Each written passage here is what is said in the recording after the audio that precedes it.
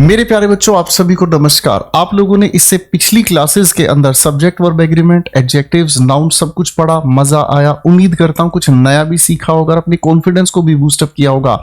आज का ये डिस्कशन आप लोगों के साथ शुरू कर रहे हैं एडवर्ब्स के बारे में, तो चलिए शुरू से शुरू करते हैं। तो मेरे बच्चों, सबसे पहले कॉन्सेप्ट पे मैं आप लोगों को लेकर चलता हूं और ये कॉन्सेप्ट है नंबर 1। यहां पर बात हम कर रहे हैं एडवर्ब की अरेंजमेंट को लेकर। सबसे पहली जो हमारे सामने एडवर्ब इंपॉर्टेंट आती है उसे हम फ्रीक्वेंसी कहते हैं। मेरे बच्चों, ये अपने आप में दो कैटेगरी की बढ़ती है, एक डेफिनेट और एक जिसे हम कहते हैं इनडेफिनेट। डेफिनेट कैटेगरी की जो फ्रीक्वेंसी होती है वो वाक्य के हमेशा अंत में जाती है। जैसे अगर मैं एग्जाम्पल के लिए कहूं डेली, मंथली, वीकली एटसेट्रा, ये सभी वो शब्द हैं जो एक निर्धारित समय पर फ्रीक्वेंसी बताते हैं कि कितनी बार ये काम होता है, निर्धारित समय है। लेकिन अगर इंडेफिनेट की हम बात करते हैं तो ये हमेशा लिखे हुए सेंटेंस में वर्ब से पहले लिखी जाती है। जैसे अगर मैं कहूं और usually, often, never, seldom etcetera, ये हो गई पहली कैटेगरी। अब यहीं से दूसरी सवाल आता है मेरे बच्चों, अगर किसी भी लिखे हुए सेंटेंस के अंदर हमें सिंगल वर्ड ऑब्जेक्ट अगर देखने को मिलता है तो मैनर, प्लेस, टाइम हम इनके बाद लिखने का काम करते हैं। फिर आती है तीसरी बात, अगर हमारे सामने एक बड़ा ऑब्जेक्ट हमें देखने को मिलता है जो कि एक फ्रेज हो या क्लॉज हो, तो हम इसमें मैनर की स्थान को बदल देते हैं और मैनर को हम हमेशा वर्ब से पहले लिखने का काम करते हैं और जो प्लेस है और टाइम है उसको हम लिखने का काम करते हैं उनके बाद। ठीक है मेरे बच्चों, फाइन, बात यहां तक ही क्लियर हो गई। अब यहां पर हमारे सामने बात आती है कि अगर हमारे सामने लिखे हुए सेंटेंस के अंदर एक ऐसी वर्ब देखने को जो मिले जो कि मूवमेंट बताती है। मूवमेंट का मतलब होता है कहीं आना या फिर कहीं जाना। तो आने या जाने के बारे में बताने के लिए पहले हमें प्लेस का जिक्र करना पड़ता है और उसके बाद मैनर और टाइम। फिर एक अगला पॉइंट हमें याद रखना पड़ता है कि अगर मान लीजिए एक ही कैटेगरी की एडवर्ब्स हमारे सामने एक से ज्यादा हो जाए तो हम पहले लिखने का काम करते हैं छोटी एडवर्ब को और उसके बाद लिखने का काम करते हैं बड़ी एडवर्ब को। तो ये छोटी छोटी प्यारी प्यारी जो चीजें हैं ये आपके एग्जाम्स में 100% आप लोगों को देखने को मिलेंगी। तो आइए मेरे बच्चों, इसी प्यारी सी बात के साथ पहले क्वेश्चन को बनाते हैं। द मर्सिनरी, मर्सिनरी वो इंसान होता है जिसको पैसे दिए जाते हैं ताकि वो किसी को मार सके, मर्डर कर सके। The mercenary has always planned, ये हमारे सामने लिखी हुई मेन वर्ब है। ये एडवर्ब ऑफ फ्रीक्वेंसी इंडेफिनेट, तो पहले अपनी जगह बिल्कुल सही है। आगे लिखा है द मर्डर्स, जितने भी मर्डर्स उसने किए हैं। आगे हमारे सामने इसी लिखी हुई एक्शन वर्ब के लिए, मेरे नन्हे बच्चों, इसी लिखी हुई एक्शन वर्ब के लिए ये लिखा केयरफुली अपने नाम में एडवर्ब है। एडवर्ब को क्वालिफाई करने के लिए ये भी अपनी जगह एडवर्ब ही है। आगे हमने देखने का काम किया सो फार, ये एक ऐसी एडवर्ब है जो टाइम की हमें जानकारी दे रही है। इधर इन यूक्रेन, आप जानते हैं यूक्रेन एक बड़ा स्थान है मेरे भाइयों, ये प्लेस की जानकारी। और ओडेसा इसी के अंदर एक सिटी है जो फेमस है, तो ये भी प्लेस है। तो आप कहोगे सर इसकी अरेंजमेंट अपनी जगह ठीक होनी चाहिए। इसका मतलब इस तीसरे पार्ट में हमें क्या देखना होगा, पहले हमें लिखना होगा प्लेस, उसके बाद टाइम। तो यानी कि मेरे बच्चों, पहले नंबर पर हम ओडेसा लिखेंगे, दूसरे नंबर पर यूक्रेन और उसके बाद सो फार को लिखेंगे। तो ये अरेंजमेंट का क्वेश्चन आपके एग्जाम में जरूर फंसाया जाता है। सवाल नंबर 2 की ओर बढ़ते हैं मेरे बच्चों। कहता है सवाल number 2, she trusted her staff, उसने अपने स्टाफ का ट्रस्ट किया। उस इंसान ने अपने स्टाफ का ट्रस्ट किया, ये सब्जेक्ट है, ये हमारी वर्ब है, ये इस लिखी हुई वर्ब का ऑब्जेक्ट है। लेकिन आगे इसी ऑब्जेक्ट की जानकारी ऑफ R&D, ठीक है, R&D का मतलब रिसर्च एंड डेवलपमेंट, यानी कि ये पूरा ही इसके लिए ऑब्जेक्ट है। हम मेरे बच्चे, अगर एक शब्द से ज्यादा ऑब्जेक्ट हमें देखने को मिलते हैं तो एडवर्ब ऑफ मैनर की अरेंजमेंट हम कहाँ रखते हैं? आप कहेंगे सर उसको हम लोग वर्ब से ठीक पहले रख देते हैं। तो यहां पर इसको ठीक लिखना है, पहले पार्ट में इसमें मिस्टेक है। आगे लिखा इन द चेन्नई ब्रांच, ठीक है, ये प्लेस की जानकारी दे रहा है और ड्यूरिंग द कोविड डेज ये टाइम की जानकारी दे रहा है। तो प्लेस और टाइम अपनी जगह सही है। अब फटाफट से 2 क्वेश्चंस आप कमेंट सेक्शन में आंसर दीजिएगा। अब हम चलते हैं अगले कॉन्सेप्ट की ओर मेरे प्यारे बच्चों। अब मजा आएगा, देखो अच्छे कॉन्सेप्ट्स आपके लिए लेकर आया हूं मैं। कंफ्यूजिंग एडवर्ब्स, ऐसे शब्दों के बारे में मैं आप लोगों को लेकर चलूंगा जो आप लोगों को एग्जाम्स में कंफ्यूज करती हैं। आपके सामने इनकी लिस्ट भी लिखी हुई है। जैसे अगर हम इस हार्ड की बात कर रहे हैं तो हार्ड अपने आप में एडजेक्टिव भी है, एडवर्ब भी है। अगर सिर्फ हम हार्डली के बारे में बात कर रहे हैं तो हार्डली अपने आप में नेगेटिव है। इसी तरीके से अगर हाई के बारे में हम बात करते हैं तो ये एडजेक्टिव भी है और एडवर्ब भी है। और अगर हाई के साथ हम हाईली, LY को जोड़ देते हैं तो ये सिर्फ और सिर्फ एक एडवर्ब है। आगे लिखा हुआ है ऑल टुगेदर। इस ऑल टुगेदर की अगर हम बात करते हैं तो ये हमें बताने का काम करता है कंप्लीटली, इसका मतलब होता है पूर्णतः, टोटली जिसे हम कहते हैं। इस ऑल टुगेदर का मतलब होता है सब एक साथ, ठीक है जी। लाउड अपने आप में सिर्फ और सिर्फ एडजेक्टिव है। लाउडली की बात करें तो ये नेगेटिव कैटेगरी की एडवर्ब है। अलाउड अपने आप में पॉजिटिव कैटेगरी की एडवर्ब है। सम अपने आप में सिर्फ एक एडजेक्टिव है जिसका मतलब होता है कुछ या फिर कोई, ठीक है मेरे बच्चों। और समवट अपने आप में हमें बताने की कोशिश करती है डिग्री वाली एडवर्ब। तो इनकी कंफ्यूजन आपके एग्जामिनेशन में जरूर दी जाती है। आप लोग इसको अब संभल के मेरे साथ इन क्वेश्चंस पर अप्लाई करेंगे। What a hard life, कितना कठोर जीवन। He was living that one can live hardly। अब पॉइंट को ध्यान से समझने की कोशिश कीजिएगा। What में कोई प्रॉब्लम नहीं है, what के साथ a डिटरमिनर बिल्कुल ठीक है। लाइफ अपने आप में नाउन है, यहां पर इसको एडजेक्टिव की तरह यूज किया है। क्या कठोर जीवन है, ठीक है ना जी। आगे क्या लिखा है, he was living, ठीक है, जो वो जी रहा था, बात खत्म। दैट यहां पर कंजंक्शन है, वन कैन लिव हार्डली। अब हार्डली का मतलब क्या होता है, हार्डली अपने आप में एक नेगेटिव एडवर्ब है, लेकिन ये होती अपने आप में फ्रीक्वेंसी और डिग्री दोनों बताने के लिए। लेकिन इसकी जो अरेंजमेंट है कि कोई भी इंसान न के बराबर ऐसी लाइफ को जी सकता है। तो इस हार्डली के बारे में अगर हम बात करें तो लिव से पहले होना चाहिए, यही अपने आप में गड़बड़ है। सवाल नंबर 2 की तरफ बढ़ते हैं। The monkey climbed high. Sir the monkey अपने आप में सब्जेक्ट है, क्लिम्ड इसके अंदर बी की साउंड नहीं आती, ये एक एक्शन वर्ब है, इसको बताने वाली ये एडवर्ब है। हाई का मतलब होता है जमीनी स्तर से ऊंचा या किसी भी चीज से ऊंचाई पर, ये अपनी जगह बिल्कुल सही है।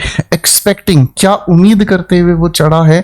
द फ्रूट उस फल के लिए। वेल अब मेरे बच्चों इस वेल के बारे में ध्यान से समझने का काम करना। ये जो वेल है अपने आप में एडजेक्टिव की तरह भी काम करता है, एडवर्ब की तरह भी काम करता है।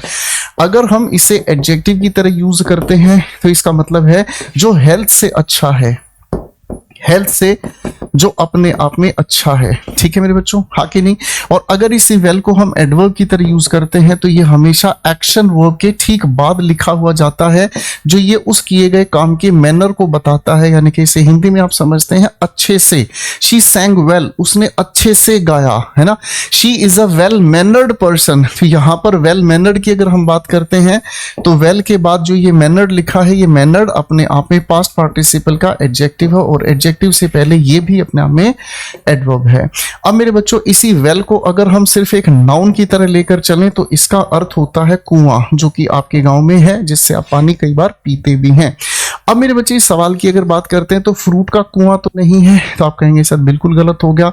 तो इस वेल को हटाकर इस फ्रूट से पहले हम एडजेक्टिव लगा देंगे। अच्छे फल की बात कही है, बट ऑल इन वेन। तो ये एक बिल्कुल बेसिक बढ़िया सवालदार क्वेश्चन आपके सामने आ गया है। 2 क्वेश्चन आप फटाफट से कमेंट सेक्शन में बनाकर दिखाएंगे, मस्त रहिएगा मेरे भाइयों।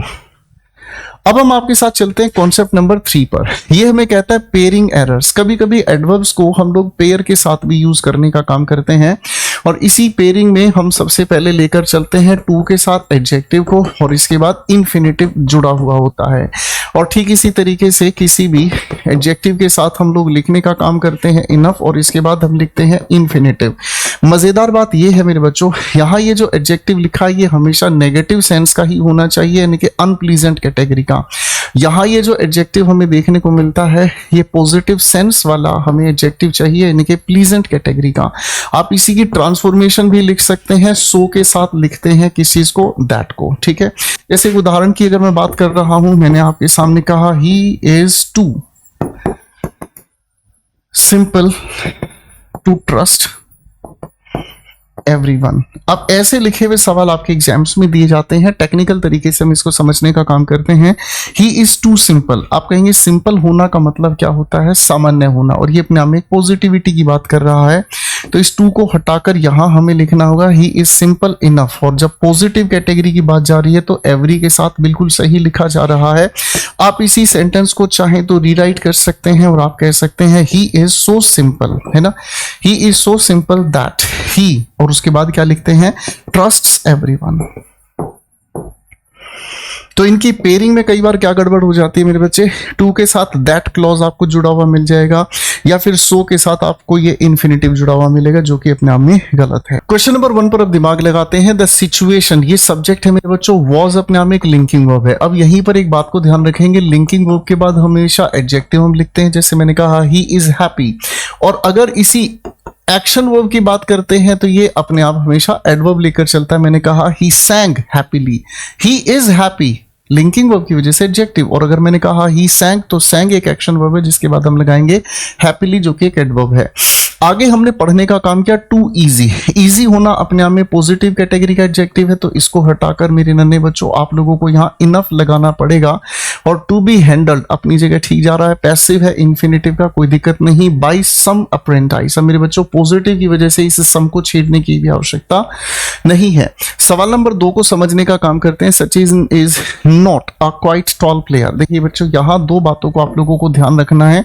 क्वाइट अपने आप में एक एडवर्ब है जिसका मतलब होता है कंप्लीटली, टोटली, पूर्णतः, ठीक है मेरे बच्चों। अब अगर इसके बाद हम एन लिखने की कोशिश करते हैं तो आगे का फ्रेज ये बनता है, और अगर मेरे बच्चों हम इसी के ठीक बाद लिखने का काम करते हैं एडजेक्टिव और नाउन, और हमें इसको स्पेसिफिक बनाना है तो द हम इसे पहले लगाकर चलते हैं।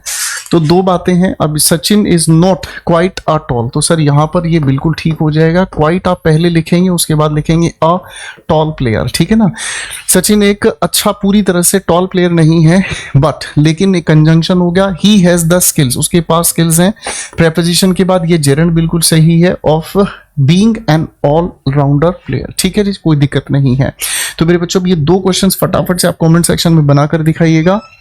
आइए बच्चों बढ़ते हैं अगले क्वेश्चन के कॉन्सेप्ट पर, जिसे हम कहते हैं इन्वर्जन। मेरे बच्चों इन्वर्जन का मतलब हमें क्या समझ आता है? इन्वर्जन का मतलब हमें समझ में आता है एडवर्ब सेंटेंस की शुरुआत में होने की वजह से सेंटेंस का स्ट्रक्चर उलट जाता है, क्लोज एंडेड स्ट्रक्चर में बदल जाता है। सेंटेंस की शुरुआत में अगर हमारे सामने एडवर्ब आ जाए मेरे बच्चों, तो एडवर्ब के साथ हेल्पिंग वर्ब, उसके बाद हम सब्जेक्ट, फिर लिखते हैं मेन वर्ब। इस तरीके के इन्वर्जन को हम कहते हैं पार्शियल इन्वर्जन। इस तरीके के इन्वर्जन को हम कहते हैं पार्शियल इन्वर्जन। लेकिन अगर हम सेंटेंस की शुरुआत में एडवर्ब के बाद हेल्पिंग वर्ब, फिर हमने लिखा मेन वर्ब और उसके बाद लिखने का काम करते हैं सब्जेक्ट, तो ऐसा जो हमारे सामने इन्वर्जन है इसे हम कहते हैं कंप्लीट इन्वर्जन। कुल मिलाकर इस तरह के जो इन्वर्जन्स होते हैं वो एम्फेसाइज करने के लिए होते हैं, और एम्फेसाइज करने का मतलब क्या होता है? अपनी बात पर जोर डालने के लिए। जैसे अगर मान लीजिए आप एक सेंटेंस कहते हैं never he said anything, never he said anything. अब ऐसे लिखे हुए सेंटेंस में जब आप इसका इन्वर्जन देखते हैं, नेगेटिव एडवर्ब शुरुआत में हुई, तो मेरे बच्चे इस नेगेटिव एडवर्ब शुरुआत में होने की वजह से नेवर डिड ही, और उसके बाद आप लिखने का काम करेंगे से। नेवर ही डिड से, नेवर डिड ही से, और उसके बाद आपने क्या लिख दिया मेरे बच्चों? एनीथिंग, ठीक है। तो इन्वर्जन के बहुत सारे एलिमेंट्स होते हैं, एग्जाम्स में आप लोगों के आते हैं, और ये पार्शियल और कंप्लीट इन्वर्जन की 2 कैटेगरीज के साथ जुड़ा हुआ है। तो अब बनाते हैं हम अगला क्वेश्चन आप लोगों के लिए। नेवर अपने आप में नेगेटिव एडवर्ब है, ये अपने आप में एडवर्ब ऑफ प्लेस है। कुल मिलाकर ये भी अपने आप में एडवर्ब परिवार से ही जुड़ा हुआ है मेरे भाई। अब ये भी अपने आप में एडवर्ब है, तो इन्वर्जन की वजह से हमें क्या करना होगा? सर यहाँ पर हमें never in the history, sir हम इन दोनों के अरेंजमेंट ठीक लेंगे, हैव और उसके बाद वी और उसके बाद क्या लिखा? सीन, ठीक है जी। आप इस फॉर्मेट को ऐसे भी याद कर सकते हैं मेरे बच्चों कि अगर हमारे सामने एडवर्ब सेंटेंस की शुरुआत में आ जाए तो ये हेल्पिंग वर्ब, ये सब्जेक्ट, ये मेन वर्ब लिखा हुआ जो भी हमारे सामने है, ये अपने आप में क्लोज एंडेड स्ट्रक्चर होता है। ये अपने आप में एक क्लोज एंडेड स्ट्रक्चर के फॉर्मेट में हो जाता है तैयार। आगे लिखा है हमारे सामने सच अ मिरेकुलस पर्सन। पर्सन नाउन हुआ, मिरेकुलस अपने आप में एडजेक्टिव हुआ, पर्सन की वजह से आर्टिकल ए हमारे सामने तैयार है, इन आवर लाइव्स। तो बाकी की बातचीत अपनी जगह सही है। सवाल नंबर 2 पर काम करते हैं। Inside the temple was sitting a boy. ये अपने आप में टोटल इन्वर्जन है, क्यों? क्योंकि ये अपने आप में सिर्फ और सिर्फ प्लेस को बताने वाला है, और ये अपने आप में एक इंट्रांजिटिव वर्ब है। जब इंट्रांजिटिव वर्ब प्लेस के साथ लिखी जाती है तो टोटल इन्वर्जन हो जाता है। इसका मतलब जो हेल्पिंग वर्ब है, जो मेन वर्ब है, वो शुरुआत में आती है, और सब्जेक्ट हमारे सामने यहां लिखा है अ बॉय। लेकिन जब आगे हमने देखा एंड तो कंजंक्शन, उसके बाद हिज मदर, एक ये है एक ये है, तो कुल मिलाकर 2 इंसान, कुल मिलाकर सब्जेक्ट अपने आप में क्या हो गया मेरे बच्चा? प्लूरल हो गया। अब सब्जेक्ट अपने आप में अगर प्लूरल होगा तो प्लूरल की वजह से यहां वॉज नहीं, हमें वर लगाना होगा। तो ये अपने आप में एक बेहतरीन सवाल था। ठीक इसी तरीके से क्वेश्चन 3 और 4 फटाफट से आप कमेंट सेक्शन में जरूर बनाकर दिखाएंगे, क्योंकि हर एक कॉन्सेप्ट से कुछ अच्छा बेहतरीन नया आप लोगों को सीखने को मिलेगा। आइए बढ़ते हैं मेरे बच्चों अगले कॉन्सेप्ट की तरफ, और इस कॉन्सेप्ट का नाम है क्या? Adverb formations. एडवर्ब कैसे बनाई जाती हैं, एडवर्ब बनाने के क्या फॉर्मेट्स हैं, आइए मेरे बच्चों ध्यान से समझते हैं। देखो, दो चीजें आप लोगों को बहुत अच्छे से समझनी होगी।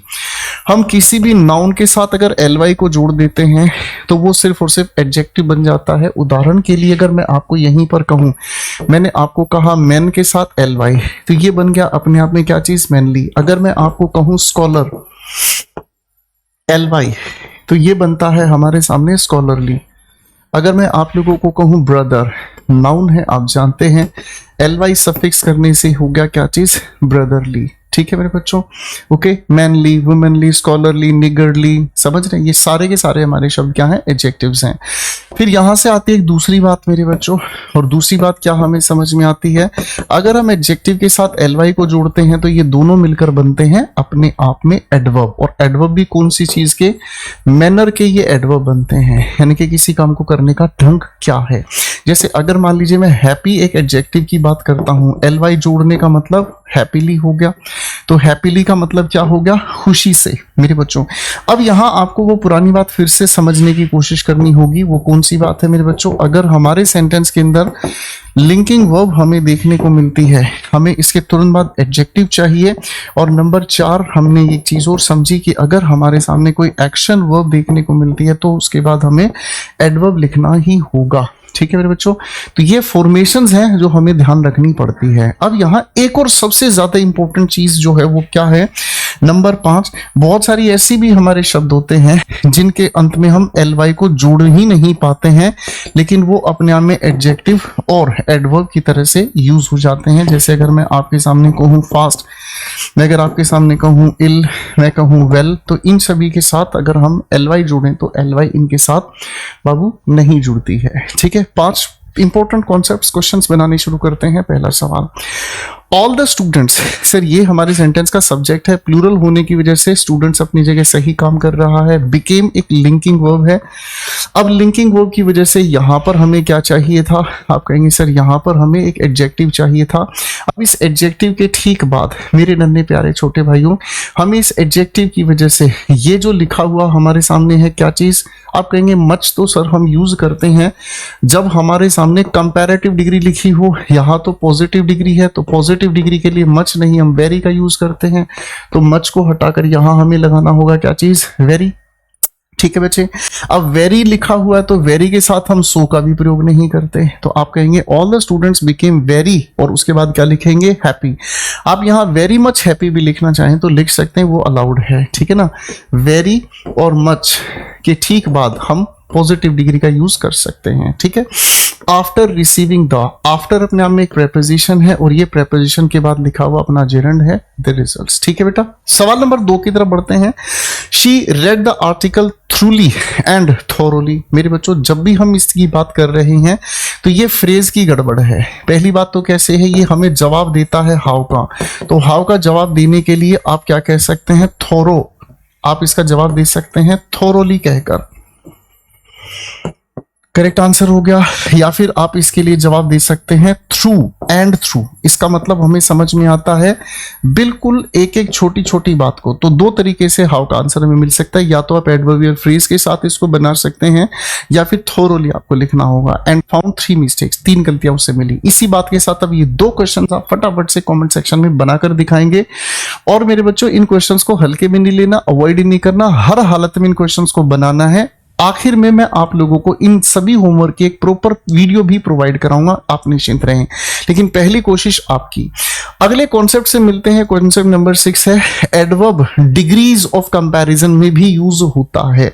अब मेरे बच्चों देखो ध्यान से, अभी हम लोगों ने एक छोटी सी बात समझी कि हैप्पी अपने आप में क्या है। आप कहेंगे सर हैप्पी अपने आप में एडजेक्टिव है, ठीक है। इसी का कंपैरेटिव क्या होता है? आप कहेंगे हैप्पियर। इसी का सुपरलेटिव क्या होता है? हैप्पीएस्ट। ठीक है मेरे भाई, अब एडजेक्टिव से अगर हम इसको एडवर्ब परिवार में लेकर चलें तो आप कहेंगे सर हैप्पी की जगह हमें लिखना होगा हैप्पीली। कंपैरेटिव डिग्री बनाने के लिए हम मोर के साथ लिख देंगे क्या चीज मेरे भाइयों? आप कहेंगे सर मोर हैप्पीली लिख देंगे। और सुपरलेटिव के लिए हम लोगों को मोस्ट के ठीक बाद क्या लिखना होगा मेरे भाई? हैप्पीली लिखना होगा। Very simple. ठीक है मेरे बच्चों, हाँ कि नहीं। लेकिन इसके अलावा कुछ ऐसे भी हमारे शब्द जो एडजेक्टिव एडवर्ब दोनों कैटेगरी में है ना, जो एडजेक्टिव और एडवर्ब दोनों कैटेगरी में है। जैसे हम हार्ड के बारे में बात करें तो इसका कंपैरेटिव हार्डर ही होता है और इसका सुपरलेटिव हार्डेस्ट ही होता है। कुल मिलाकर बात इससे हमें एक समझ में आई कि जब हम किसी भी लिखे हुए ऐसे शब्द के अंत में ly जोड़कर उसको एडवर्ब बनाते हैं तो इसको हम स्टैटिक रखते हैं, कंपैरेटिव के लिए मोर लगाते हैं, सुपरलेटिव के लिए इससे पहले हम मोस्ट लगाने का काम करते हैं। अब आइए मेरे बच्चों सवाल नंबर 1 में, Sanjeet spoke so soft as Meenu in the meeting last week. प्यारा सवाल है, देखो बेटा। सबसे पहले तो ये प्लेस की जानकारी दे रहा है, ये हमारे सामने टाइम की जानकारी दे रहा है, तो एमपीटी के फॉर्मूले से ये सही होगा। संजीत हमारे सेंटेंस का सब्जेक्ट होगा, बोलने में क्या होगा, एक्शन वर्ब होगा। अब हम ये जानते हैं सर एक्शन वर्ब की वजह से यहाँ पर हमें एडवर्ब चाहिए तो ly हमें यहाँ लिखना होगा, एडवर्ब बना दिया सर, है कि नहीं। ये भी बात आप जानते हैं मेरे बच्चों की सो और एज सिर्फ नेगेटिव स्ट्रक्चर में यूज होता है, जबकि एज की अगर हम बात करते हैं तो पॉजिटिव नेगेटिव दोनों स्ट्रक्चर्स में हम इसका यूज करते हैं। अब मेरे नन्हे प्यारे प्यारे बच्चों, यहाँ पॉजिटिव स्टेटमेंट लिखे तो इस एज के पेयर में हम लोगों को यहाँ पर एज लगाना पड़ेगा। ये एक बेहतरीन सवाल है, ठीक है।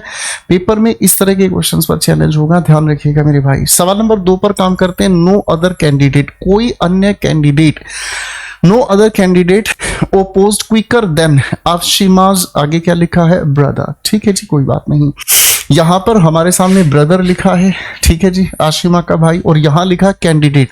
कैंडिडेट मैस्कुलिन फेमिनिन कुछ भी हो सकता है, कॉमन जेंडर है, तो इसने अदर का यूज यहां पर सही किया है, ब्रदर को एक्सक्लूड कर दिया है, इसमें कोई दिक्कत नहीं। अब आती है हमारे सामने ओपोज। ओपोज करना अपने आप में एक एक्शन वर्ब है। अब अगर एक्शन वर्ब है तो क्विक से हमें एडवर्ब लेकर चलना होगा, तो क्योंकि क्विक अपने आप में क्या है, आप कहेंगे सर क्विक तो अपने आप में सिर्फ एक एडजेक्टिव है।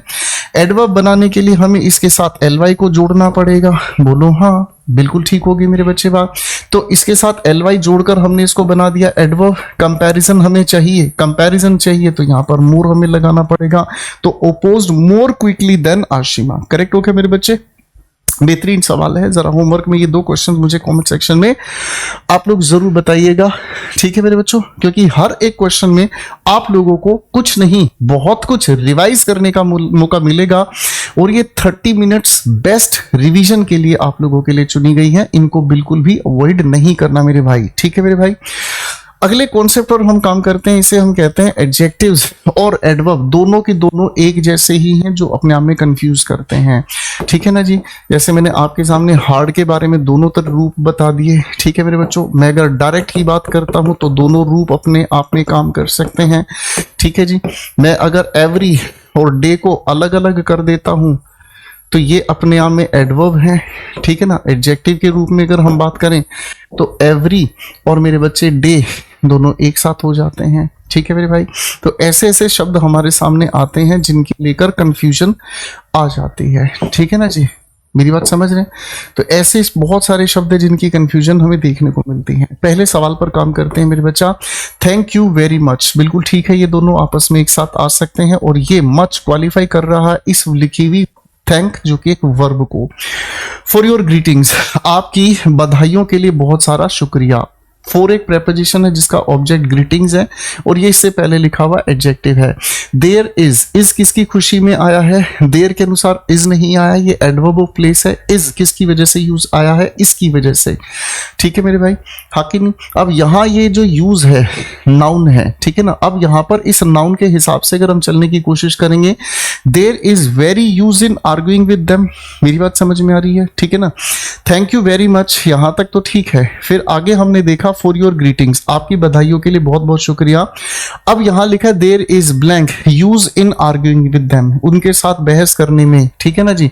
तो यहां पर नाउन से पहले वेरी का मतलब हम यूज नहीं कर पाएंगे, आप कहेंगे देयर इज मच यूज, ठीक है ना, हाँ कि नहीं। हम यहां इस नाउन से पहले नो का भी यूज कर सकते हैं, मेरी बात समझ में आ रही है, ठीक है ना।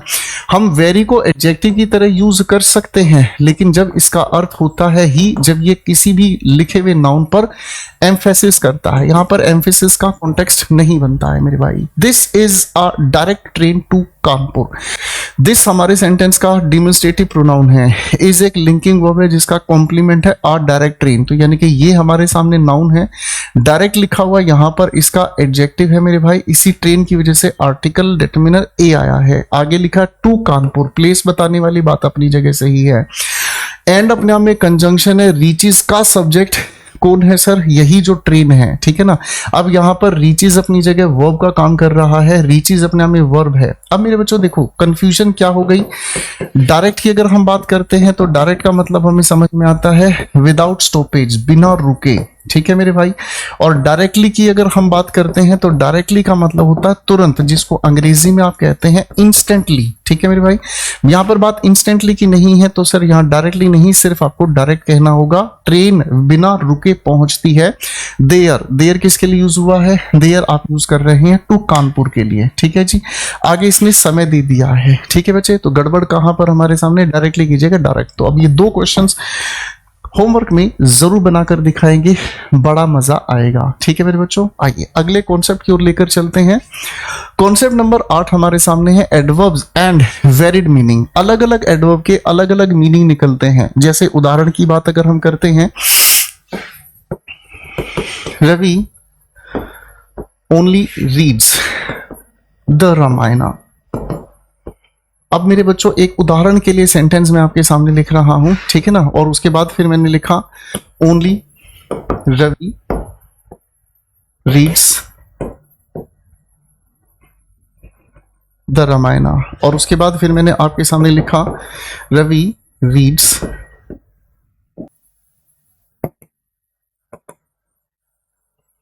एक बार इन सभी लिखे हुए सेंटेंसेस को ऑब्जर्व करते हैं। पहले लिखे हुए सेंटेंस में रीड्स के लिए ओनली यूज किया है, तो इसका मतलब हमें समझ में आ रहा है कि रवि सिर्फ पढ़ता है, उसको समझ कुछ नहीं आता, ठीक है जी। आप लोगों को हिंदी जैसी ही संस्कृत कहीं पर लिखी हुई नजर आती है, तो आप जब पढ़ते हो संस्कृत को तो पढ़ लेते, क्योंकि दोनों को लिखने का तरीका एक ही है। अब सवाल ये उठता है कि जब आप उसका मीनिंग पर जाएंगे तो मीनिंग अपने पल्ले नहीं पड़ता, इसीलिए वह केवल पढ़ता है, समझ उसको कुछ नहीं आता। केवल रवि पढ़ता है, इसका मतलब हमें समझ में आता है क्या चीज? नोबडी एल्स, कोई और नहीं पढ़ता, केवल रवि पढ़ता है। आखिरी सवाल में रवि केवल इसी किताब को पढ़ता है, इसका मतलब कोई और चीज नहीं पढ़ता, नथिंग एल्स, या कोई और किताब नहीं पढ़ता, ठीक है ना। अब हमारे सामने ऐसे लिखे हुए शब्दों को कभी कभी हम एडजेक्टिव, कहीं कहीं हम एडवर्ब का यूज कर लेते हैं, और जब भी हम किसी और शब्द के साथ इनका यूज करते हैं तो ये एक अपने आप में डिफरेंट सेंस जनरेट करते हैं, डिफरेंट मीनिंग जनरेट करते हैं, ठीक है बच्चों। अब पॉइंट नंबर 1 के आधार पर सवाल पर काम करते हैं। द ओल्ड मैन, सब्जेक्ट है आस्क्ड, पूछा, क्या लिखा है? Merely his name. मेयरली का मतलब होता है सामान्यतः, ठीक है ना जी। तो सर मेयरली उसका नाम नहीं है, ठीक है ना, ये तो एडवर्ब है, तो मेयरली को आप कहां लिखेंगे? आप यहां लिखेंगे सर मेयरली आस्क्ड, सामान्यतः उसका सिर्फ नाम पूछा है, in order to confirm his identity, ठीक है मेरे बच्चे। इन ऑर्डर टू हमें बताता है पर्पस, क्या पर्पस है भाई? कंफर्म करना। कंफर्म ट्रांजिटिव वर्ब है, इसी के बाद इसका लिखा हुआ हमें ऑब्जेक्ट मिल गया है। सवाल नंबर 2 पर काम करते हैं। ही ओनली ट्रस्ट्स, यहां लिखा है ही ओनली ट्रस्ट्स हिज ब्रदर, ठीक है ना जी। वह केवल विश्वास करता है, क्या इसका कोई दूसरा सेंस निकल रहा है? आपको अगर दूसरा सेंस नहीं निकल रहा तो आप इस ओनली को हटाकर लिखेंगे कहां पर? वह केवल अपने भाई पर विश्वास करता है, इसका अर्थ निकल कर आता है नोबडी एल्स, किसी और पर नहीं, क्योंकि ऑलमोस्ट एवरीवन, लगभग हर किसी ने उसको चीट किया है, इसी वजह से वो अपने भाई के अलावा किसी पर विश्वास नहीं करता। अब ये 2 क्वेश्चंस फटाफट से आप लोग होमवर्क में बताएंगे। और मेरे बच्चों इसी बातचीत के साथ आज की ये डिस्कशन, आज की ये चर्चा, ये 30 मिनट्स जो आप लोगों की जिंदगी की हमने चुनी है, मैं उम्मीद करता हूं इसमें आपने बहुत कुछ रिवाइज किया, सीखा और अपने लेवल को अप किया। सभी क्वेश्चंस के आंसर जरूर बनाइएगा। एक प्रॉपर वीडियो मैं आपको दूंगा जिसके अंदर नाउन से लेकर अब तक के और आने वाले सभी के सभी क्वेश्चंस के जो होमवर्क्स हैं उनको डिटेल में मैं आप लोगों के साथ डिस्कस करूंगा। बेस्ट विशेस, यूं ही सीखते रहिए और शेयर करते रहिए अपने दोस्तों के साथ, अच्छा लगता है।